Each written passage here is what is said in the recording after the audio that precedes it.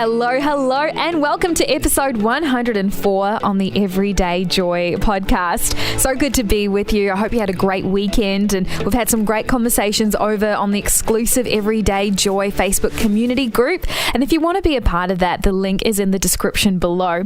Hey, before we get into today's verse, I wanted to read out this incredible review posted on June the 3rd alongside 5 stars from Nickstar28. This is what they've written, and I really would love for you to lean into this because you are a part of this review. You are a part of this incredible story.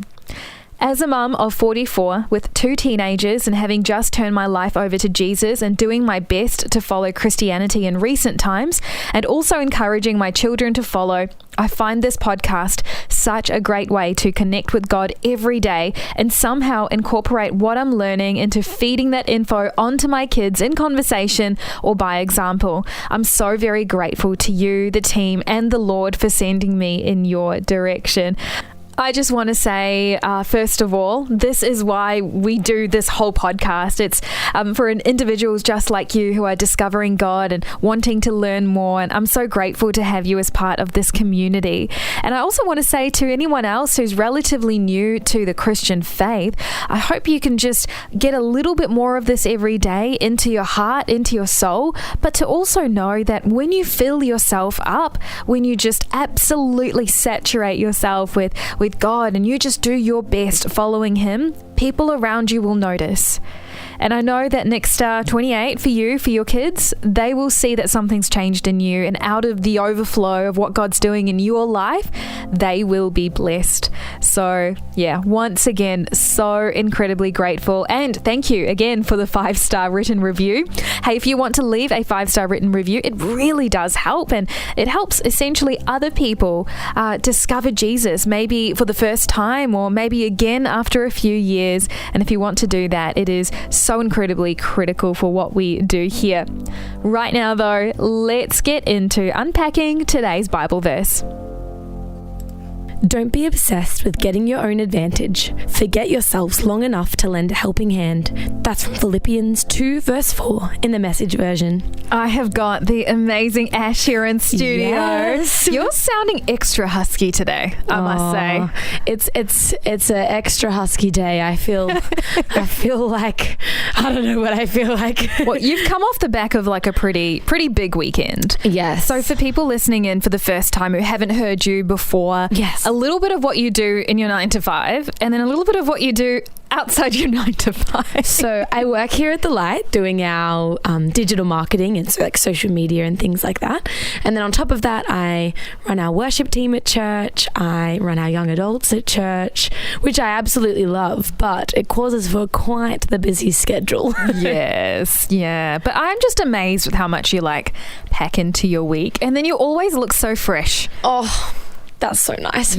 I don't feel it, but well, on a Monday, girl, you're looking great. You're looking great.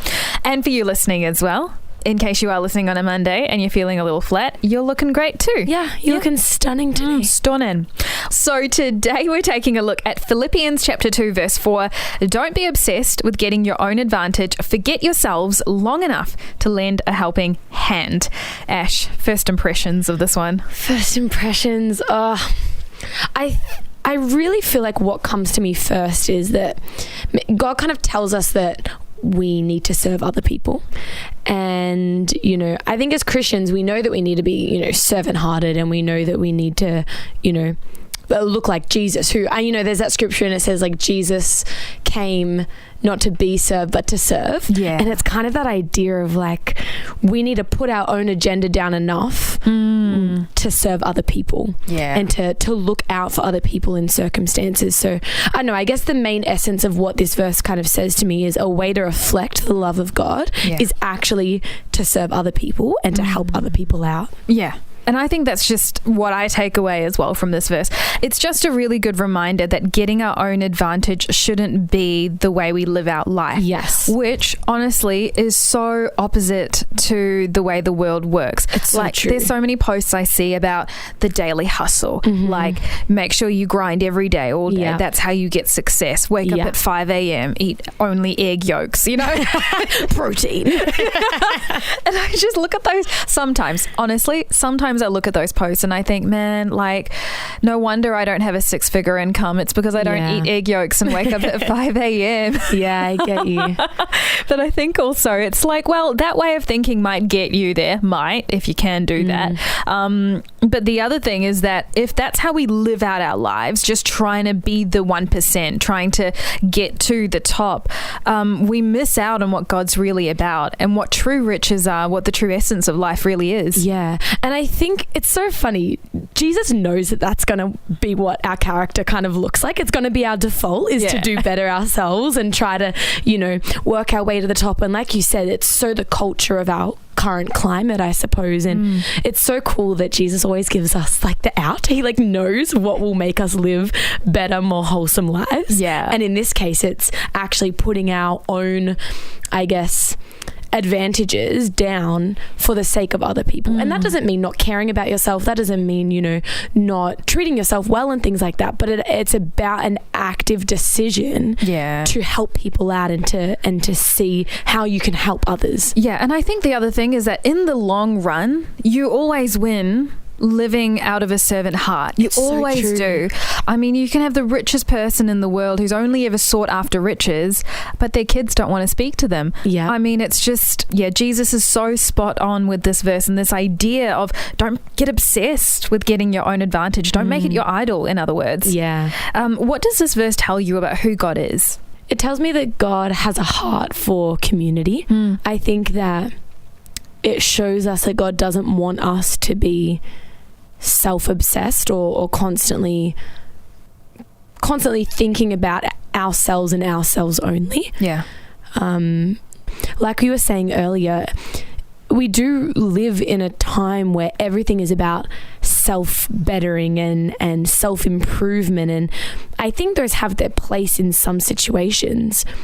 But I actually also know that God knows that lending a hand and God knows that helping others is actually so beneficial for our soul. Like I know that there's research that talks about how when people are generous and when people give and when people help, there's actually like psychological chemical reactions. Like I think it's like dopamine and all like the happy sort of chemicals are actually released in your body when you do those things. Yeah. I mean, yes, like on a scientific level, but on like my mum told me so level as well. Yeah. When I went through a particularly angsty time when I was a teenager, I really did not like it when my mum said it to me back then, but she would always say, Joy, go do something nice for someone else. Yeah. And I'd be sitting there in the middle of my misery, just wailing and feeling all these emotions. And I couldn't believe that the thing my mum was saying to do was to go and do something nice for someone else. But honestly, that was the best thing I could do because it shifted me out of myself. It's so true. Yeah. And I think that's the thing. When you are obsessed with getting your own advantage, your world becomes a population of one. It's you so filter true. everything through your own needs, your own goals, and very quickly you just miss out on the richness of life because you're just living for yourself. So true. Yeah, it's so interesting. I remember like thinking about for myself and what this sort of looked like in my life. I always thought I was a very generous person. I always thought I was very good at, lending a hand when I could. And I do think that I was quite good at that. But the moment I started dating someone, it's like the magnifying glass of like how generous and kind a person could be just came upon me. And I know, so my boyfriend is literally the most generous person I've ever met. Constantly lending a hand, constantly putting his own needs aside. And I had a bit of a conviction moment where we had some friends. Toby had this huge TV, flat screen TV. I was like, amazing. Yeah. So good. We had some friends who just moved into a new house and they had a tiny TV. Tiny, not as good quality. Toby was like, I'm going to give them my big TV. I'm going to help them out. I know it's a bit different, but I'm going to help them out in this situation. I'm going to give them my big TV. And I was just like, why would you do that? Why would you give this away?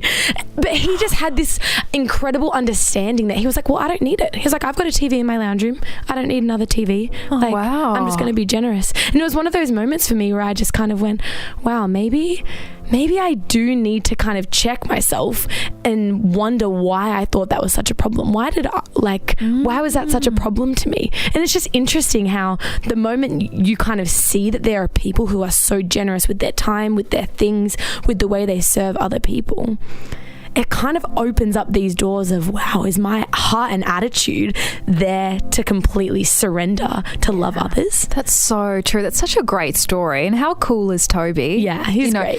I mean, like, that would have meant so much to that couple. Like, to just know, yes, the physical object of having, a bigger TV, but I think it's more the heart behind it, to know that someone cared enough, someone gave up something that's pretty special for them. I think it tells people that they are loved in ways that just saying I love you can't. It's so true. It's always that kind of phrase of actions speak louder than words, and we can talk the talk as much as we want, but what we really need to do is surrender our own agendas and to say, we want to help you, we want to be your friend, and just fully commit to loving and serving other people. As we wrap up today's episode, I actually want to point to an incredible song by Matthew West. It's titled In My Own Little World. Now, this song was released back in 2010, but the lyrics really are beautiful. The song starts out like this. In my own little world, it hardly ever rains, never gone hungry, always safe. I got some money in my pocket, shoes on my feet, in my own little world, population me. And then you kind of see how the population grows, and as he begins to notice and see that people are all around him struggling and going through their own things, his heart grows. And it's just a beautiful song, and I will link it in the description below if you want to take a listen. But I want to read out one part of this. What if there's a bigger picture? What if I'm missing out? What if there's a greater purpose I could be living right now, outside my own little world? I'm going to break my heart for what breaks yours. Give me open hands and open doors. Put your light in my eyes and let me see that my own little world is not about me. Hey, as you go about your day today, I hope that you find opportunities to be generous, to think outside your own little world. And we don't do it intentionally. We don't say to ourselves, okay, I'm now only going to think about my stuff. It just happens. It takes intentionality and it takes prayer. And honestly, it often takes inviting God into this space before we start to see there's a whole wide world around us, individuals right next to us who need that love and need that generosity. Well, that wraps up today's episode on the Everyday Joy podcast. It's been so wonderful catching up today. I look forward to unpacking another Bible verse tomorrow.